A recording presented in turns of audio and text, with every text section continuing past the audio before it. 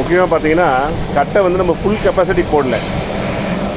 அதே மாதிரி ஹீட் ஆனோன்னு இந்த ப்ரொடியூசர் கேஸ் நம்ம வுட்டில் இருக்க கேஸ் வந்து அந்த பர்னர் மாதிரி கேஸ் பர்னர் மாதிரி எல்லாமே அந்த ஹோல்ஸ் வழியாக கேஸ் வருது. இதுதான் ப்ளோயர். இவ்வளோ ஹீட் ஆனாலும் இவ்வளோ எரிஞ்சிட்ருக்கு, ஒரு ½ hour மேலே எரியுது. இந்த ப்ளோயரை தொடலாம், இங்கேயும் தொடலாம். ஹீட் இங்கே வராது, நார்மல் ஹேண்டில் தொடலாம், ஹீட் இருக்கவே இருக்காது. ஆனால் இதில் முக்கியமான விஷயம், அடுப்பு வேலை முடிஞ்ச உடனே இந்த ப்ளோயரை வந்து தனியாக கட்டி வச்சுக்கணும். ப்ளோயர் அதிலே விடக்கூடாது. ப்ளோயரை ஆஃப் பண்ணால் தான் அங்கே இருக்க ஹீட்டு இங்கே ட்ரான்ஸ்ஃபர் ஆகி வரும். மற்றபடி ஆசிட்டிஸ். இப்போது மேலே பாத்திரம் இருக்குது அப்படின்னா இந்த வழியாக தான் கட்டை போடுவோம். இந்த வழியாக கட்டை நம்ம உள்ளே போடுவோம். ஒரு கட்டை இந்த கீழே இருக்கிறது அது என்னென்னு பார்த்தீங்கன்னா அதுதான் ஆஸ்ட்ரே கலெக்டர்.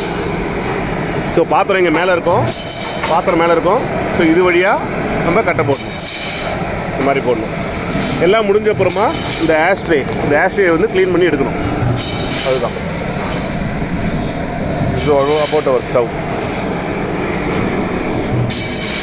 கேஸுக்கு இதுக்கும் கம்பேர் பண்ணி பார்த்தீங்கன்னா உங்களுக்கு ஆல்மோஸ்ட் 80% காஸ்ட் கன்சம்ஷன் வந்து உங்களுக்கு வந்துடும். அண்ட் இது வந்து சவுக்கு தான் போடணும்னு அவசியம் கிடையாது. இது எதை வேணால் போடலாம்.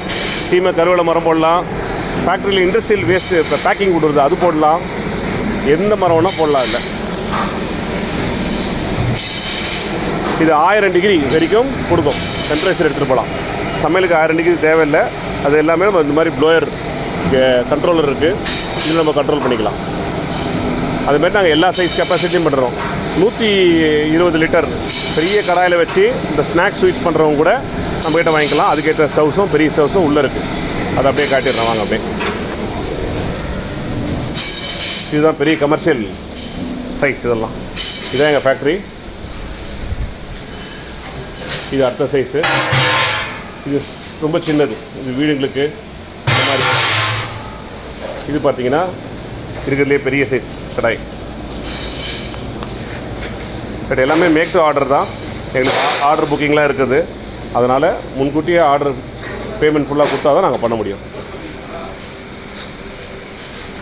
கொரோனானால நாங்கள் கொஞ்சம் முடங்கிட்டோம். இப்போ திருப்பியும் ஃபுல் ஸ்விங்கில் வேலை நடக்குது. நான் ஆர்டரே நாங்கள் ஒழுங்காக டைமுக்கு டெலிவரி பண்ணணும்னு கஷ்டப்பட்டுருக்கோம். இதுதான் எங்கள் ஃபேக்ட்ரி.